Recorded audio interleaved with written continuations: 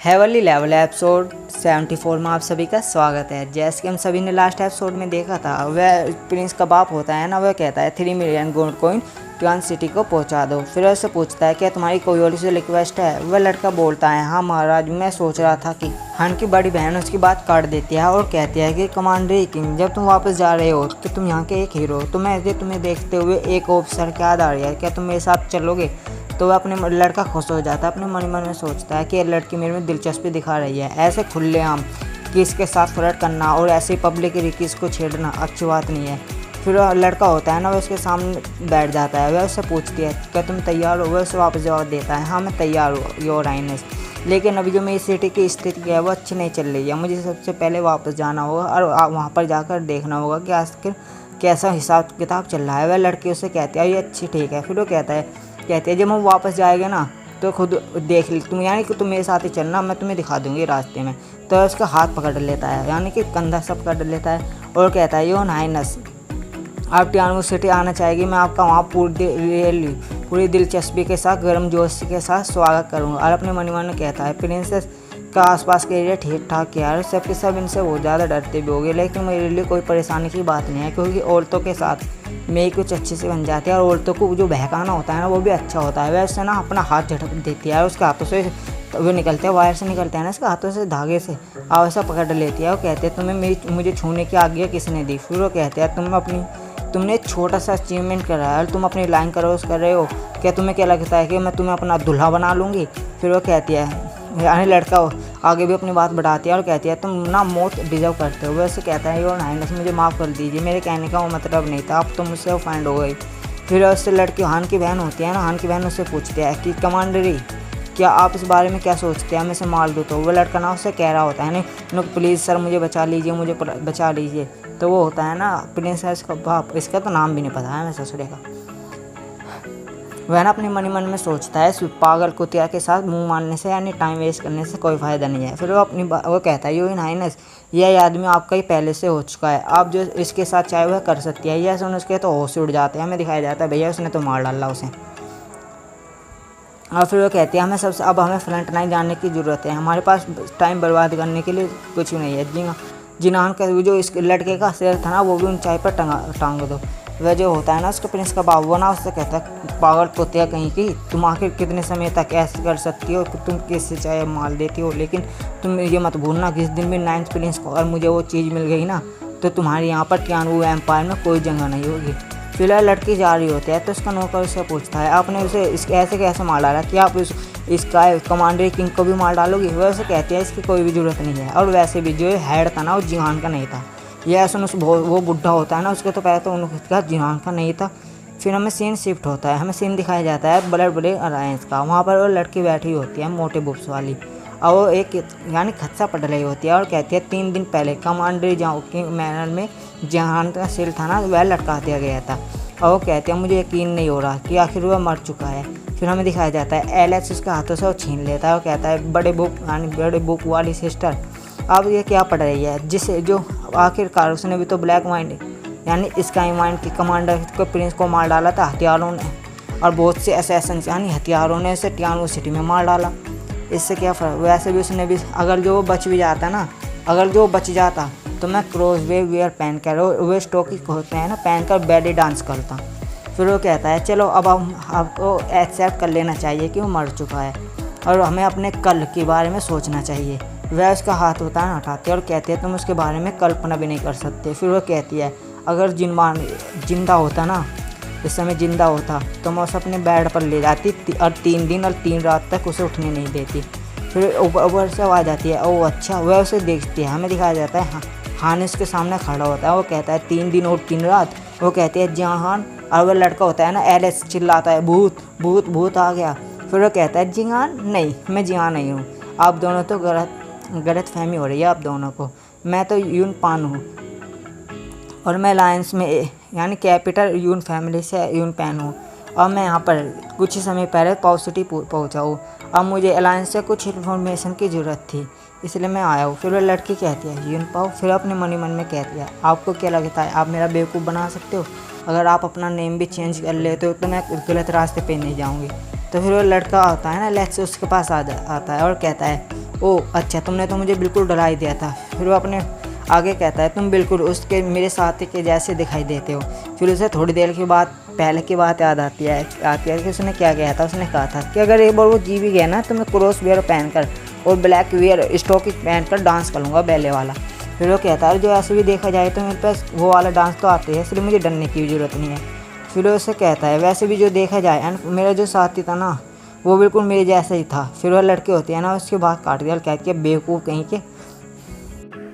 फिर वह लड़की अपने मन ही मन में कहती है, यह लड़का इतना बेवकूफ़ कैसे है, इसका मुंह तो इतना बड़ा है लेकिन इसे ये भी नहीं मालूम कि अपनी प्रोफाइल लो कैसे रखनी है। भला जिस किसी ने इसे अलायंस में इनविटेशन दिया था। फिर वह अपनी बात आगे बढ़ाती है और कहती है, इन दिनों सिटी उस पर है, यानी कि अडल्ट पर है, तो आप अपनी जो आइडेंटिटी है ना उसे एक्सपोज नहीं कर सकते, यानी कि खुलावा नहीं कर सकते। फिर लड़का होता है ना एलेक्स अपने मन ही मन में कहता है, बड़ा सिस्टर लो इतना सख्त क्यों हो रही है, क्या ये यून फैमिली का लड़का इतना ज़्यादा कमीना है। फिर हान उसके पास चला जाता है और हान का नाम बदल चुका है क्योंकि अब इसने आइडेंटिटी बदल ली ना, तो इसका नाम अब यूनपान है, इसलिए हान और यूनपान का होता है, कन्फ्यूज़ मत होना। तो वो कहती है, बिग सिस्टर आपको फिक्र करने की कोई भी ज़रूरत नहीं है, जिन हान कम्प्लीटली मर चुका है, इसके अनाउंस भी हो चुके हैं। कमांडर किंग ने कुछ दिनों पहले ही उसका सिर बहुत ऊंचाई पर टांग दिया था। और ये तो बहुत पुरानी यानी कुछ समय भी हो रही है, कुछ दिन हो चुके हैं इस बात को। तो भला जिस चीज़ पर एक बार लोग विश्वास कर लेते हैं तो उनसे फिर दूसरी जगह कन्विंस करवाना, यानी लोगों का मन बदलना इतना भी आसान नहीं है। फिर वो लड़का होता है ना जो हान के साथ घूम रहा है इन दिनों, वो ना अपने मन ही मन में कहता है, जब हम यहाँ पर आ रहे थे रास्ते में हमने बहुत टाइम वेस्ट करने के लिए कल्टीवेशन किया, ठहर ठहर के इसलिए आए जो कि हम अपनी आगे ना खबर हमारे से ज़्यादा जल्दी फैल जाए लोगों में। फिर वह ना हान उसको लड़की की उठ जाता है, बड़े बूब्स वाली लड़की की, और उसके सामने अड़कर कहता है, जी हाँ नहीं रहा, लेकिन हाँ अभी भी यूनपान यानी मैं 3 दिन और 3 रातों तक बिना रुके सिस्टरों के साथ चल सकता हूँ। तो शर्मा जाती है और कहती है, आप बहुत ज़्यादा हैंडसम हो, तो 3 दिन की कोई ज़रूरत नहीं है, एक रात ही काफ़ी है, चलो चलते हैं। यह सुन हान के तो होश उड़ जाते हैं, पर लेकिन बीच में एलेक्स आ जाता है और कहता है, जिनहान के बाद क्या मेरा अगला नंबर नहीं होना चाहिए था शूटर बनने का, आप समझ रहे हो ना शूटर कैसा शूटर। फिर रोते हुए कहता है टेबल पर पैर मारकर, माना कि आप मेरे जान साथी जिनहान जैसे दिखाई देते हो, लेकिन इसका मतलब ये नहीं कि आप बड़ी सिस्टर बड़े बूब्स वाली लड़की यानी सिस्टर को भी पटा लोगे। आपने ये नहीं बताया कि आप यहाँ आए किस लिए थे पहले तो। फिर हान सोचता है, कहता है हाँ मैं बताना तो भूल गया, मुझे एक ऐसा ट्रेजर चाहिए जो अलायंस के पास होना, ऐसा ट्रेजर होना चाहिए जिससे कि जो सोल है ना वो ना संवर जाए, यानी कि डेवलप हो जाए। फिर वह कहता है जो ट्रेजर है ना वो रेयर और वैल्यूएबल भी होना चाहिए। फिर लड़की उसे जवाब देती है और कहती है, ऐसी चीज़ तो आप अपने कंट्री जिस लेवल पर आप हो ना माई अलायंस में रैंक के हिसाब से, तो आप ऐसे सामान का एक्सचेंज नहीं कर सकते। एलेक्स कहता है, ओह तुम्हें भी एक ऐसा खजाना चाहिए जो सोल को संवार सके। वो कहता है हाँ। तो फिर वो उससे पूछता है, एलेक्स तुम उसका करोगे क्या।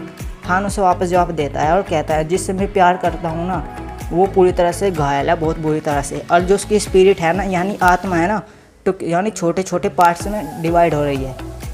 वह यह सुन उसे पकड़ लेता है, रोते हुए कहता है, तुम्हारी स्टोरी बिल्कुल मेरे साथी जैसी है, लेकिन यह सौभाग्य से मेरे पास एक ऐसा चांस है, क्या तुम मेरे साथ चलोगे। हान उससे पूछता है क्या। यह सुन वो होती है ना बड़े बूब्स वाली लड़की, वो कहती है नहीं वो बहुत ज़्यादा खतरनाक है, लेकिन एलेक्स उसे इग्नोर मार हान से कहता है, रिसेंटली याउटाउ शहर से एक वो आई है यानी टीम आई है, अब है ना लोगों को अपनी मिशन में वो कर रहे हैं, जो मिशन कर रहे हैं ना उसके हिसाब से एक स्पिरिट ट्रेजर है जो कि सनसेट सिटी बेस्ट रूट के हिसाब से है। अगर हमें नहीं तो नहीं पता हमारे एम्प्लॉय कौन होगी, यानी जो हमें इकट्ठा कर रहे हैं वो तो पता, पर जिसके हिसाब से किया जा रहा है वो तो नहीं पता। हाँ अगर जो बड़ी मिशन कंप्लीट हो जाएगा ना तो उसके बाद जो कोई भी वो ट्रेजर यानी खजाना रिसीव करेगा ना लेने वाला, हम उससे वो सामान उधार भी मांग सकते हैं कुछ समय के लिए।